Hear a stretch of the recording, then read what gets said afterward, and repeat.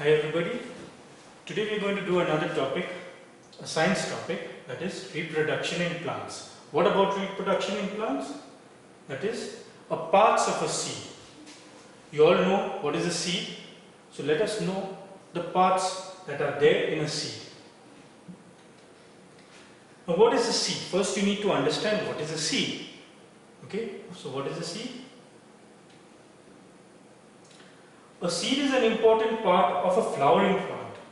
They give rise to new plants. They may be of different shapes, sizes, okay, color. They may be round, small, big, okay, hairy, light, heavy, big. They are in a dormant state. Dormant means they are sleeping. It's not alive exactly. So they are sleeping until they receive adequate sunlight, water and soil. The growth of the plant from a seed is known as germination. So in the beginning, when you look at a seed, it is dry. Okay, they have different shapes. It can be small, big, wrinkled, okay, wings, and it is sleeping at present. So when will it arise or when will it wake up? When it gets suitable condition, that is sunlight, water, air. So now we'll learn what are the types of seed?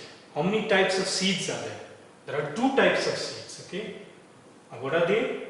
Monocotyledonous, or you can say monocot seed, and the next one you will see, it is dicotyledonous or dicot seed. In short, you can say dicot and monocot. Now what do you mean by monocot seed? It comprises of a single cotyledon. Now what do you mean by cotyledon? They are called seed leaves. When you open the seed, you will find two leaves, okay, or you will find one leaf. If you open a rice seed or a maize seed, when you open up the covering, you will find only one seed leaf. That is called cotyledon. For example, you will find corn, wheat, bamboo, onion. These are monocot seeds. Only one seed leaf is there, one cotyledon is there. When you come to dicot seeds, when you open up the covering, you will find there are two cotyledons or two seed leaves. Okay. For example, you will find peas, gram, beans, mango. When you open up the covering, you will find two seed leaves or two cotyledons. So they are called dicot seeds. When there is only one cotyledon, they are called monocot seeds. Now, structure of a seed. As we were talking about monocot and dicot, the covering. So here we come to know, when you look at a seed, okay, you will find the outer covering. Okay, what is it called? The seed coat. Just as you wear a coat, the seed also has a covering which protects the seed. Okay, then you have the embryo where the baby plant is there, and there is a small hole where water exactly goes in.